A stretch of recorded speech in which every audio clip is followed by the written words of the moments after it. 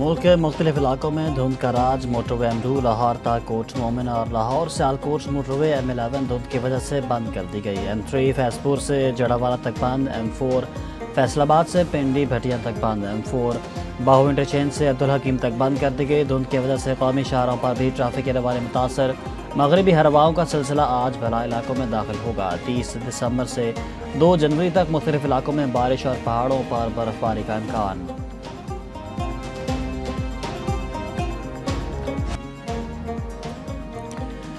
PTI इंतहा पसंदी की सियासत छोड़ दे। इंतहा पसंद तंजीम बनना है तो रियासत का वही रवैया होगा। कौमी इदारों पर हमला करेंगे तो एक्शन पर शिकायत नहीं होनी चाहिए। Chairman Peoples Party Bilal Bhutto Zardari की लाड़काना मीडिया से गुफ्तगू। कहा कि PTI सियासत को सियासी दायरे में लाए। सियासी मफाहमत के लिए सदर ज़रदारी को किरदार अदा करना पड़ेगा। कोई एक सियासी जमात मुल्क के मसाइल हल नहीं कर सकती। किसी ने लंबी इनिंग्स खेलनी है, फैसला आवाम करेंगे। इलेक्शन जल्द नहीं हो रहे, मुल्क के मसाइल का हल पॉलिसियों के तसलसल में है।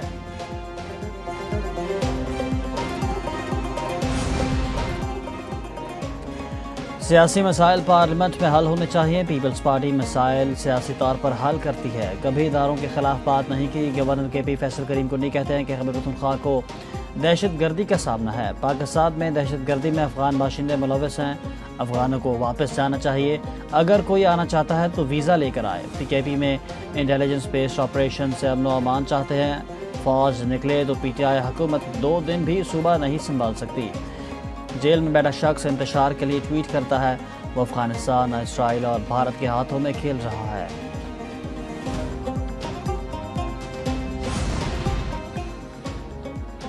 एक नाअहल शख्स को लाकर तरक्की का सफ़र रोका गया। वफाकी वज़ीर हसन इकबाल कहते हैं कि मुस्लिम लीग के दौर में दहशत गर्दी और लोड शेडिंग का खात्मा हुआ।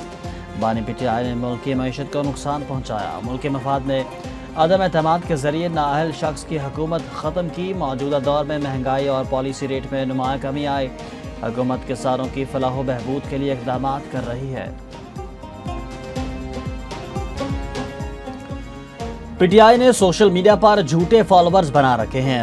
PTI के सोशल मीडिया पर मकबूलियत के दावे फरेब हैं। सोशल मीडिया पर प्रोपेगेंडा करके मकबूलियत का ड्रामा किया जाता है। वज़ीर मुमलिकत कानून और इंसाफ बैरिस्टर अकील मलिक की प्रेस कॉन्फ्रेंस बोले कि भारतीय propaganda accounts PTI social media की पैरवी करते हैं। PTI सियासी मैदान में नाकामियाँ छुपाने के लिए सोशल मीडिया का सहारा लेती है। PTI की हकीकत अवाम के सामने आश्कार हो चुकी है।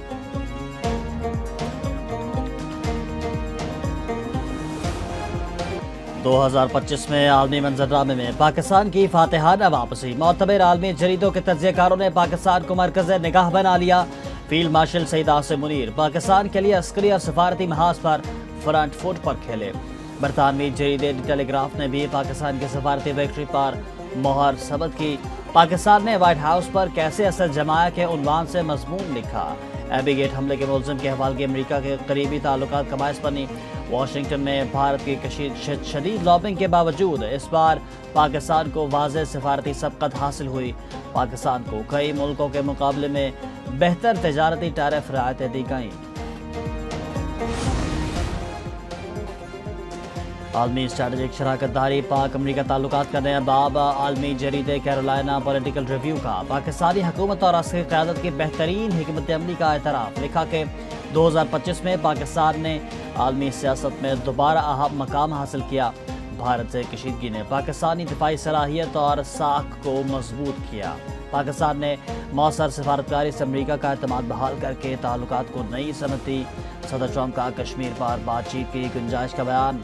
पाकिस्तानी मौक़िफ़ की तायीद है। पाकिस्तान और अमरीका ने नया मादनियात रिफाइनिंग और प्रोसेसिंग के लिए $50 करोड़ के शराकत दारी फ्रेमवर्क के सौदे किए।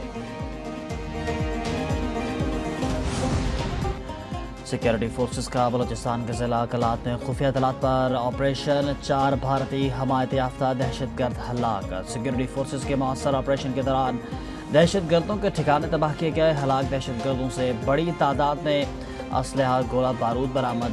ISPR के मुताबिक दहशतगर्द इलाके में कई कार्रवाइयों में मुलविस थे। दहशतगर्दों के साथियों का पता चलाने के लिए इलाके में सैनिटाइजेशन ऑपरेशन जारी।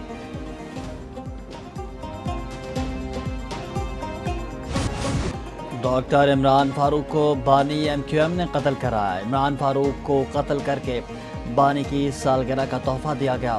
رہنما ایم کیو ایم پاکستان مصطفیٰ کمال کی پریس کانفرنس، کہا کہ بانی ایم کیو ایم نے لاش پاکستان بھیجنے کے لیے لاکھوں پاؤنڈ کا چندہ بھی دیا۔ ان کے تکیے کے نیچے سے 5 لاکھ پاؤنڈ برآمد ہوئے۔ عمران فاروق کی بیوی کی لاش کے اوپر ڈرامہ کیا جا رہا۔ بانی ایم کیو ایم بھارتی ایجنسی را سے رقوم لیتے رہے۔ عمران فاروق کے اصل قاتلوں کو گرفتار کیا جائے۔ بانی ایم کیو ایم قومی مجرم اور ملک کا غدار ہے۔ وزیر اعظم شہباز شریف نے مظفر آباد میں جدید کینسر اسپتال اور میڈیکل کالج کا افتتاح کر دیا۔ تقریب سے خطاب میں کہا کہ شاندار ادارے کا افتتاح کرنا باعث اعزاز ہے۔ وہ خود بھی کینسر جیسے بولی مرض کا شکار ہوئے۔ اندازہ ہے وسائل سے محروم افراد کے لیے کینسر کا علاج کتنا مشکل ہے۔ جان لیوا بیماری میں مبتلا مریضوں کا علاج انسانیت کی بڑی خدمت ہے۔ کینسر اسپتال سے مقامی سطح پر بہترین طبی سہولتیں میسر آئیں گی۔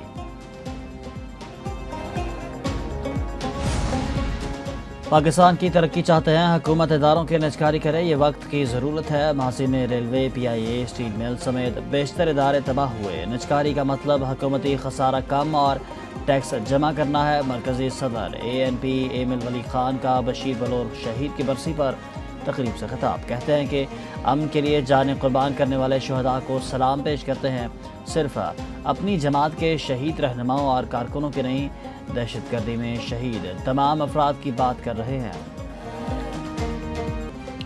بھارت کے ساتھ جو بھی ہوگا برابری کی سطح پر ہوگا۔ انڈر 19 ایشیا کپ میں بھارتی رویے کی آئی سی سی سے شکایت کریں گے۔ Chairman P C B Mohsin Naqvi کی نیوز بریفنگ، کہا کہ اس سال ملتان سلطانز کو پی سی بی خود آپریٹ کرے گا۔ 2 نئی ٹیموں کی بیڈنگ کے لیے 10 پارٹیوں کو کوالیفائی کیا۔ وسیم اکرم پی ایس ایل کے برانڈ ایمبیسڈر ہوں گے۔ پی ایس ایل ختم ہونے کے بعد ملتان سلطانز کی نیلامی کریں گے۔ پی ایس ایل 26 مارچ کی بجائے 23 مارچ کو شروع کرنے کی تجویز ہے۔ پاکستان کا سری لنکا کے ساتھ T20 سیریز کے لیے 15 رکنی اسکواڈ کا اعلان۔ سلمان علی آغا سری لنکا کے خلاف پاکستانی ٹیم کی قیادت کریں گے۔ فہیم اشرف، ابرار احمد، فخر زمان، خواجہ محمد نافع اور محمد نواز اسکواڈ میں شامل۔ سام ایوب، شاداب خان، نسیم شاہ، شہابزادہ، فرحان، عثمان خان، عثمان طارق بھی اسکواڈ کا حصہ۔ کرکٹ ٹیم 4 اور 5 جنوری کو مرحلہ وار سری لنکا روانہ ہوگی۔ 3 T20 میچز 7، 9 اور 11 جنوری کو کھیلے جائیں گے۔ کرکٹر عماد وسیم اور اہلیہ ثانیہ اشفاق میں علیحدگی ہو گئی۔ عماد وسیم نے سوشل میڈیا پر علیحدگی کا اعلان کیا، کہا کہ کافی دیر سوچنے اور مسلسل اختلافات کے باعث اہلیہ سے راہیں جدا کر لی۔ بہت سے اختلافات گزشتہ برسوں میں حل نہ ہو سکے۔ تمام لوگوں سے گزارش ہے کہ پرائیویسی کا خیال رکھیں، پرانی تصویریں استعمال نہ کریں، ذاتی معاملات پر منفی بات کرنے والوں کے خلاف قانونی چارہ جوئی کریں گے۔